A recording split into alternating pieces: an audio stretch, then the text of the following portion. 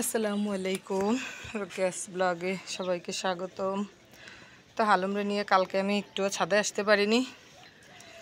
আসলে শরীরটা এত বেশি অসুস্থ। আসলে সুস্থতা অনেক বড় নিয়ামত, অসুস্থ হলে সেটা কিন্তু আমরা বুঝতে পারি। আলহামদুলিল্লাহ।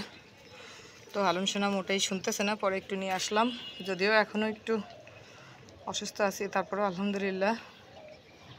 অসুস্থতাও আল্লাহর একটা নিয়ামত, এটাও একটা রহমত। তাই জন্য অসুস্থ হইলে কখনো মন খারাপ করা যাবে না।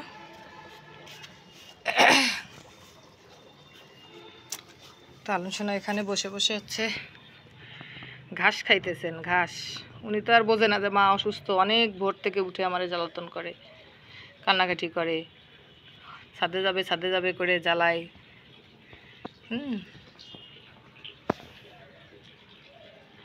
পাখি পাখি এই, সবাই দোয়া করবেন আমার হালুমের জন্য, হালুমের মায়ের জন্য, যেন সুস্থ থাকি আমরা দুজনেই। কোন দিক যাবা, কোন দিক যাবা মা? হ্যাঁ,